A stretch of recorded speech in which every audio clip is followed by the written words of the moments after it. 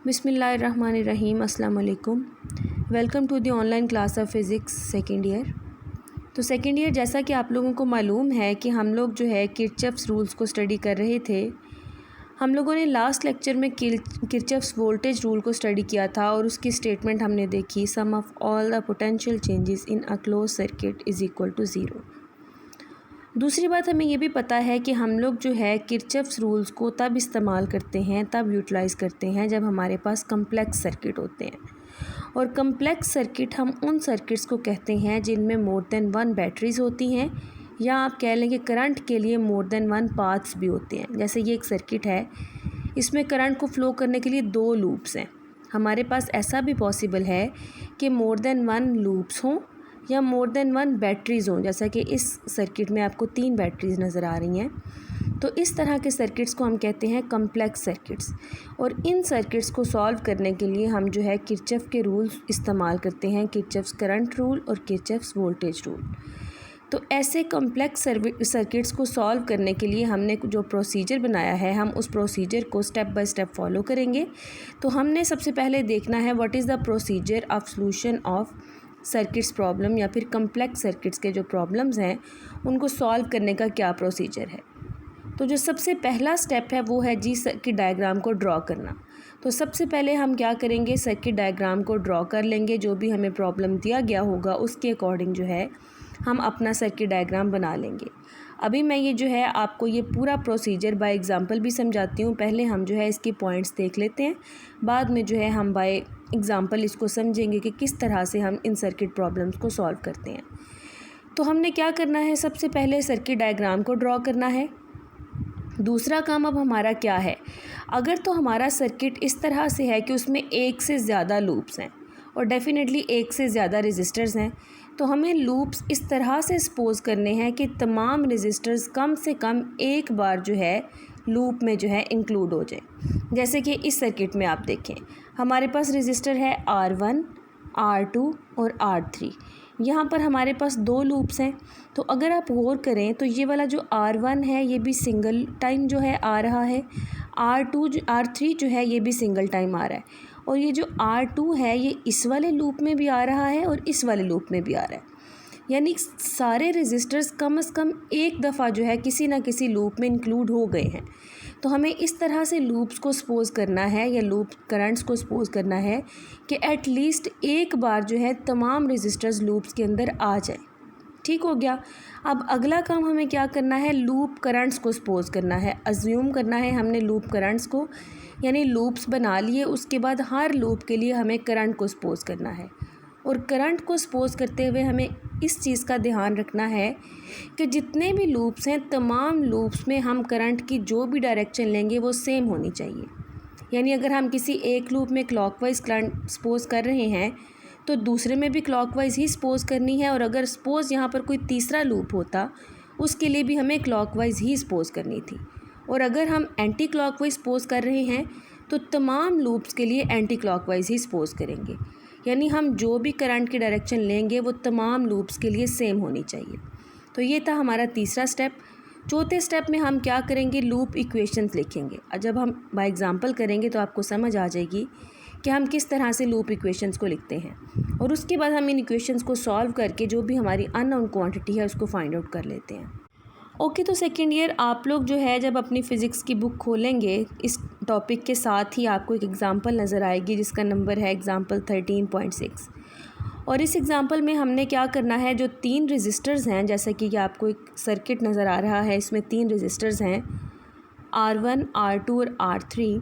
इन resistors में से गुज़रने वाली करंट को कैलकुलेट करना है। हमें जो है तीनों रेजिस्टर्स में से गुज़रने वाली करंट्स को कैलकुलेट करना है। हमें यहाँ पर तीनों रेजिस्टर्स की रेजिस्टेंसेस की वैल्यूज़ भी बताई गई हैं, और तीनों रेजिस्टर्स की जो तीनों बैटरीज़ की वोल्टेजेस भी हमें बताई गई हैं। R1 की वैल्यू है 10 ओहम, R2 की वैल्यू 30 ओहम, R3 की वैल्यू 15 ओहम। E1 बैटरी के वोल्टेज हैं 40 वोल्ट, E2 बैटरी के हैं 60 वोल्ट, E3 बैटरी के हैं 50 वोल्ट्स। अब चूँकि यहाँ पर बैटरी मौजूद है सो डेफिनेटली यहाँ पर करंट फ़्लो करेगा। तो हमें क्या करना है, अब हमें ये नहीं पता कि किस बैटरी की वजह से करंट फ़्लो करेगा और हमें कौन सी डायरेक्शन ऑफ करंट सपोज करनी चाहिए। तो हम अपनी मर्ज़ी से कोई भी डायरेक्शन ऑफ करंट सपोज कर सकते हैं, हाँ वो क्लॉकवाइज हो, हाँ वो एंटी क्लॉकवाइज हो।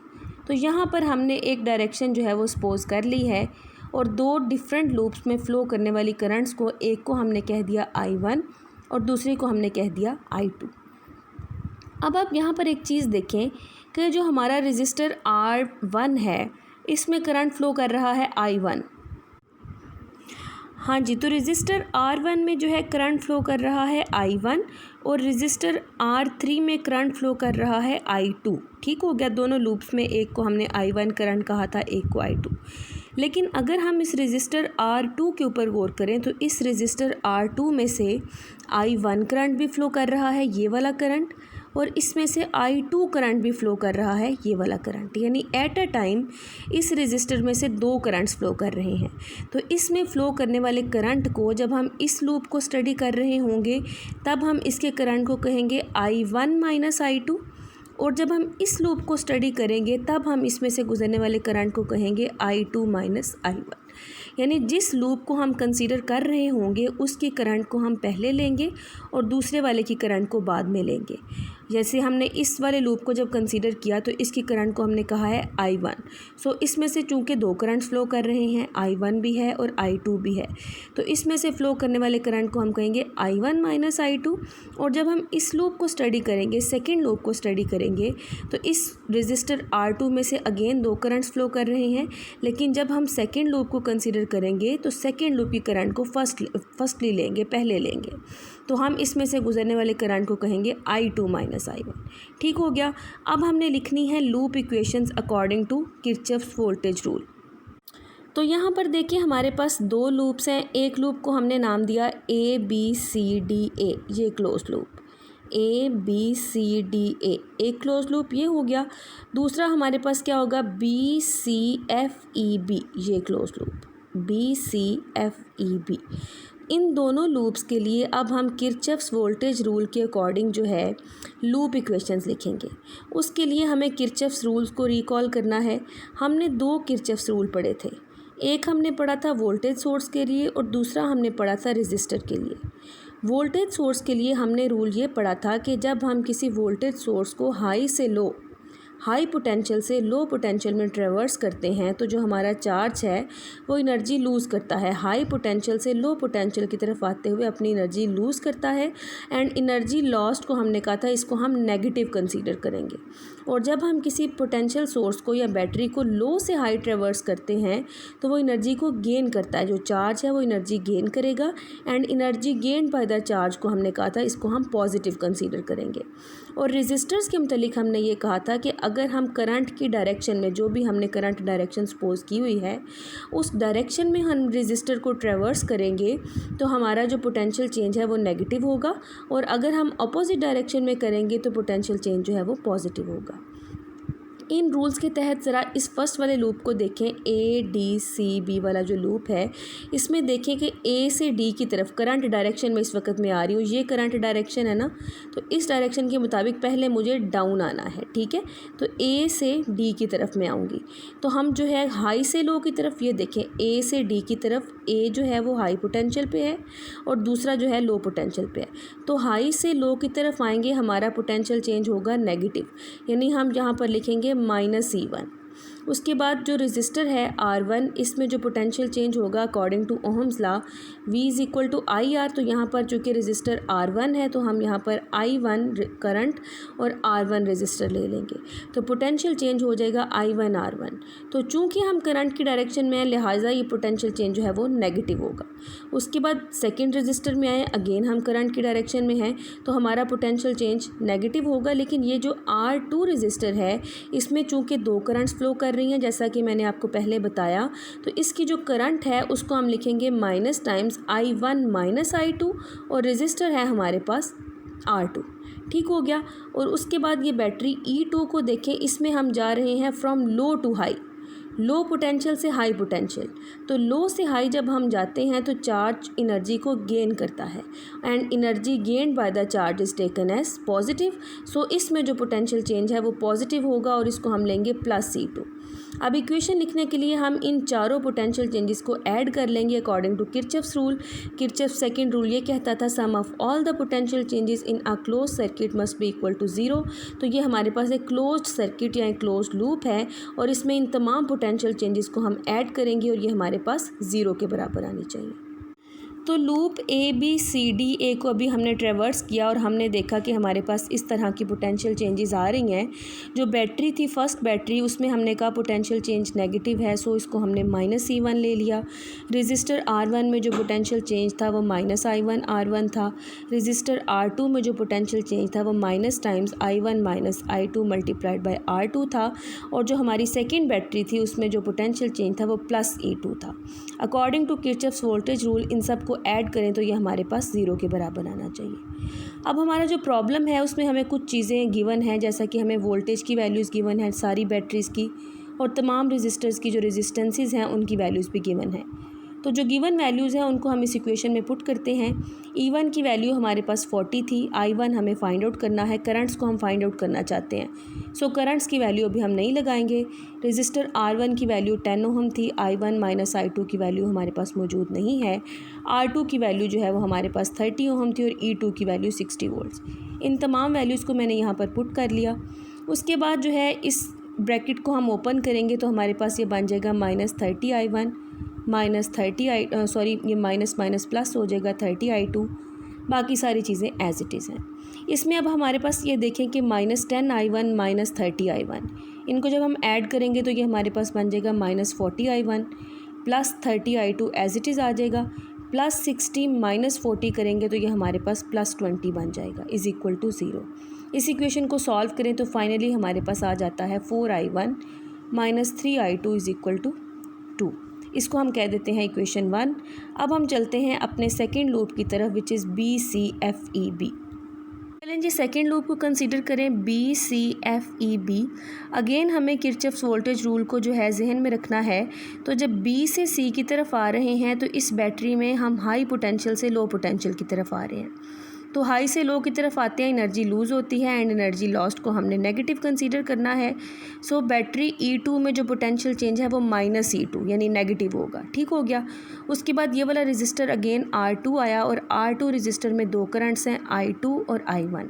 अब चूँकि हम सेकंड वाला जो लूप है उसको कंसीडर कर रहे हैं, सो इसमें से गुजरने वाली करंट को अब हम कंसीडर करेंगे I2 माइनस I1। पहले हमने इसको लिया था I1 माइनस I2, अब हम इसको लेंगे I2 माइनस I1 और इसमें भी जो पोटेंशियल चेंज है वो नेगेटिव होगा। बैटरी में पोटेंशियल चेंज है -E2 और R2 रजिस्टर में जो पोटेंशियल चेंज है वो minus times I2 minus I1 multiplied by R2 हो जाएगा। और उसके बाद अगेन इस रजिस्टर में आए तो चूंकि हम करंट की डायरेक्शन में है सो पोटेंशियल चेंज नेगेटिव होगा और हमारा पोटेंशियल चेंज होगा -I2 R3। According to Ohm's law V is equal to IR। I यहाँ है I2 और रजिस्टर R जो है वो है R3। और ये जो बैटरी E3 है इसको अगर हम देखें तो हम इसमें लो से हाई की तरफ जा रहे हैं। तो लो से हाई की तरफ जो है चार्ज एनर्जी को गेन करता है एंड गेन्ड एनर्जी को हम पॉजिटिव लेते हैं। सो इसमें जो हमारा पोटेंशियल चेंज है वो होगा +E3। तो इन तमाम पोटेंशियल चेंजेस को हम ऐड कर लेंगे और ज़ीरो के बराबर रख लेंगे तो ये हमारे पास किरचॉफ्स वोल्टेज रूल के मुताबिक जो है लूप इक्वेशन आ जाएगी। तो BCFEB लूप के अंदर हमने इन तमाम पोटेंशियल चेंजेस को ऐड करके ज़ीरो के बराबर रख लिया। उसके बाद अब हम क्या करेंगे, अगेन जिस तरह से हमने पहली इक्वेशन के अंदर वैल्यूज़ जो नॉन वैल्यूज़ थी उनको पुट किया है उसी तरह से इसमें भी हम नॉन वैल्यूज़ को पुट कर लेंगे। तो E2 जो सेकेंड बैटरी है उसके वोल्टेज थे 60 वोल्ट, R2 की वैल्यू थी 30 ओहम, R3 की वैल्यू थी 15 ओहम और E3 की वैल्यू थी 50 वोल्ट्स। इस सारी इक्वेशन को हम सॉल्व करते हैं तो हमारे पास फाइनली आ जाता है 6I1 minus 9I2 is equal to 2। इसको हम कह देते हैं इक्वेशन 2। अब इन दो हमारे पास इक्वेशंस हैं, एक इक्वेशन 1 है और एक इक्वेशन 2 है और दो हमारे पास अननोन है, एक है I1 और एक है I2। तो इन दोनों इक्वेशंस को साइमल्टेनियसली सॉल्व करके हम I1 और I2 की वैल्यू को फाइंड आउट करेंगे। तो हम क्या करते हैं, इस फर्स्ट इक्वेशन को मल्टीप्लाई कर देते हैं 3 से और सेकंड इक्वेशन को मल्टीप्लाई कर देते हैं 2 से। जब हम इस इक्वेशन को 3 से मल्टीप्लाई करेंगे तो ये बन जाएगा 12I1 और इस इक्वेशन को जब हम 2 से मल्टीप्लाई करेंगे तो ये भी बन जाएगा 12y1। तो इन दोनों इक्वेशंस को जब हम माइनस करेंगे तो 12y1 और 12y1 कैंसिल हो जाएंगे और हमारी इक्वेशन में से i1 डिसअपियर हो जाएगा और पूरी इक्वेशन जस्ट i2 में से आ जाएगी और i2 की वैल्यू जो है हम उसमें से फाइंड आउट कर लेंगे। तो अब हम क्या करते हैं, इक्वेशन 1 को 3 से मल्टीप्लाई करते हैं और इक्वेशन 2 को 2 से मल्टीप्लाई करके इन दोनों इक्वेशंस को सब्ट्रैक्ट करते हैं। तो यहाँ देखें, जब हम 3 से मल्टीप्लाई करेंगे तो ये आएगा 12y1 minus 9i2 is equal to 4।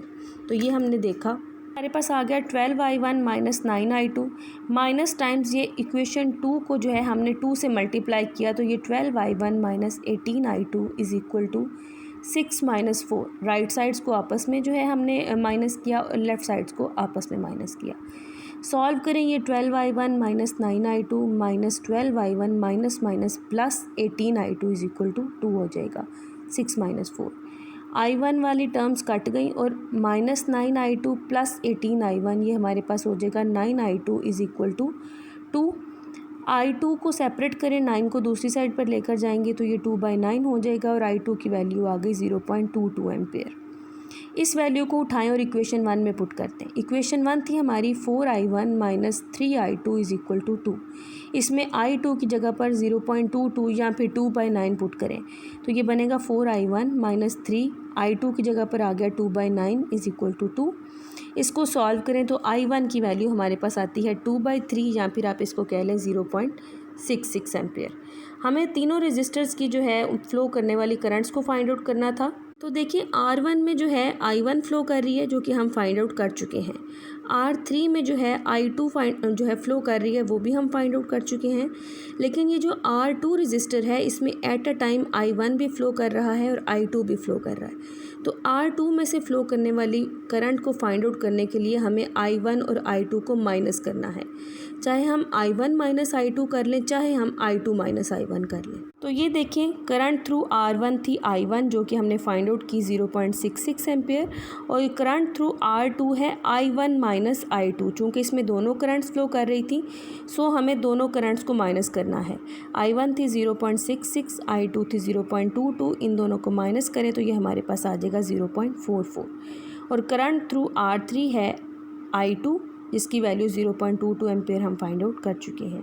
तो इस तरह से हम सर्किट प्रॉब्लम्स को सॉल्व करते हैं यूजिंग द प्रोसीजर, जिसमें सबसे पहले जो है हमने सर्किट डायग्राम बनानी होती है, उसके बाद हमने लूप्स लेने होते हैं। इस तरह से लेने होते हैं कि तमाम लूप्स में कम से कम एक बार जो है रेजिस्टर्स इंक्लूड हों।